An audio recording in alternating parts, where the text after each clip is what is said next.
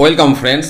নির্বাচন কমিশনের পক্ষ থেকে ফেসবুকে বেশ কিছু মডেল বুথের ছবি পোস্ট করা হয়। আবার আপনারাও অনেক সময় ভিডিও তুলে পোস্ট করেন, অনেকে এমনও কমেন্ট করেন যে এটা বিয়ে বাড়ি না পোলিং বুথ, বোঝা মুশকিল। সত্যি করেই তাই। কিন্তু এই মডেল পোলিং স্টেশন দেখে সাধারণ মানুষের কি ধারণা হয় আমি জানি না, কিন্তু যারা ভোটকর্মী তারা যে একটু মনে মনে হাসেন এটা বুঝতে অসুবিধা হওয়ার কথা নয়। এবং অনেক ক্ষেত্রেই দেখা যায় যে আপনারা বুথের ইনফ্রাস্ট্রাকচার নিয়ে যে অভিযোগ করেন সেগুলো বেশিরভাগ ক্ষেত্রে নির্বাচন কমিশনের কান পর্যন্ত গিয়ে পৌঁছায় না, বা পৌঁছালেও কোনো ব্যবস্থা নেওয়া কিন্তু হয় না। বেশিরভাগ বুথই হয় বিদ্যালয়ে, যার মধ্যে প্রাইমারি স্কুলের সংখ্যাটা কিন্তু বেশি। এবং অনেক ক্ষেত্রে সোশ্যাল মিডিয়ায় এটাও দেখা যায় যে বুথের যে খারাপ ইনফ্রাস্ট্রাকচার তার জন্য আপনারা সেই বিদ্যালয়ের শিক্ষক বা শিক্ষাকর্মীদের দোষারোপ করেন। কিন্তু বাস্তবটা কি? একটি বিদ্যালয়ের একটি রুম বা যে জায়গাগুলো পোলিং বুথ হিসাবে ব্যবহার হয়, বেশ কিছু মাস আগে থেকেই দেখবেন সেখানে পুলিশ বা সংশ্লিষ্ট ব্যক্তিবর্গরা এসে ইন্সপেকশন শুরু করে দেন, এবং সেগুলো কিন্তু নির্বাচন কমিশনের এখতিয়ারে তখন চলে যায়। সেই বুথ বা সেই রুমটার ইনফ্রাস্ট্রাকচার ঠিকঠাক রাখার দায়িত্ব কিন্তু নির্বাচন কমিশনের। এবার দায়িত্বটা কার সেটা নিয়ে আমরা অবশ্যই আলোচনা করব। এবং পাশাপাশি একটা কথা আমি বলবো যে এরকম দুটো একটা মডেল পোলিং স্টেশন না করে সেই খরচায় যদি সমস্ত বুথগুলোর ইনফ্রাস্ট্রাকচার একটু ভালো করা যায়, আমার মনে হয় সেটা বাস্তব দিক থেকে অনেক বেশি গ্রহণযোগ্য হয়। এবারে দেখুন, আমি সরাসরি আপনাদেরকে যেটা দেখাচ্ছি হ্যান্ডবুক ফর সেক্টর অফিসার, এটা ইলেকশন কমিশনের ওয়েবসাইটে গেলে আপনারাও পেয়ে যাবেন। এবং এখানে দেখুন, আমি একটু আমাকে সময় দিন।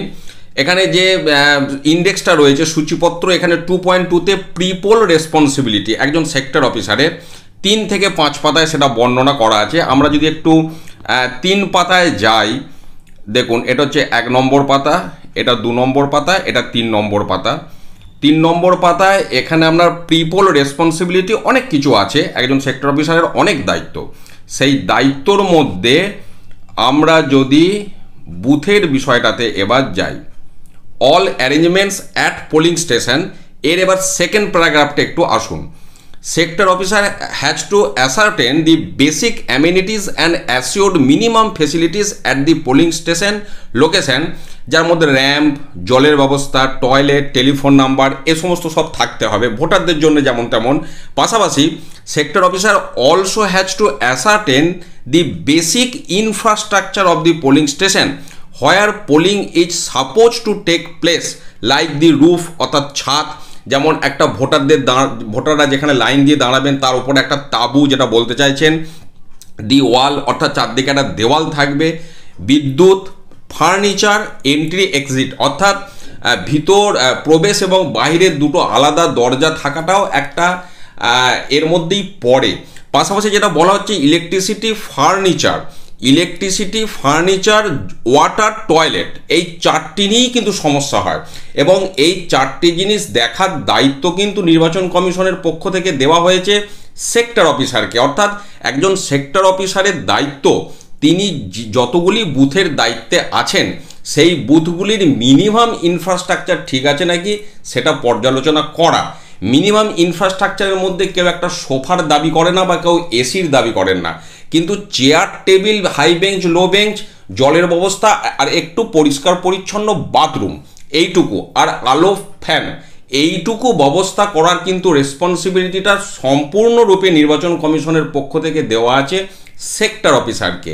কাজে এই জায়গাটা আমাদেরও ধারণা পরিষ্কার থাকার দরকার যে কোনটা কার দায়িত্ব, এবং সেই জায়গাটা যদি অভাব অনুভূত হয় তাহলে আপনি অভিযোগটা কাকে করবেন, কার বিরুদ্ধে করবেন, এই বিষয়টা আমাদের প্রত্যেকের জেনে রাখা দরকার।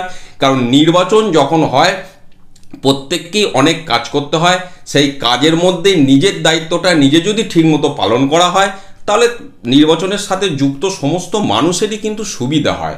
কাজে প্রত্যেকেই একটু সহযোগিতার হাত বাড়িয়ে দিন, যাতে করে ভোটকর্মী যারা যাচ্ছেন সেটা শুধুমাত্র পোলিং স্টেশনেই নয়, ডিসিআরসি থেকে শুরু করে বিভিন্ন জায়গায় যে সমস্ত মানুষরা ভোটের কাজে যুক্ত হন, তারা মিনিমাম যেটুকু তাদের সুবিধা পাওয়ার দরকার ভোটের কাজ সম্পাদন করতে গিয়ে, যেন সেইটুকু তারা অন্তত প্রত্যেকে পান, এটা প্রত্যেকেই একটু লক্ষ্য রাখবেন। এটাই আমার এই ভিডিওতে আবেদন।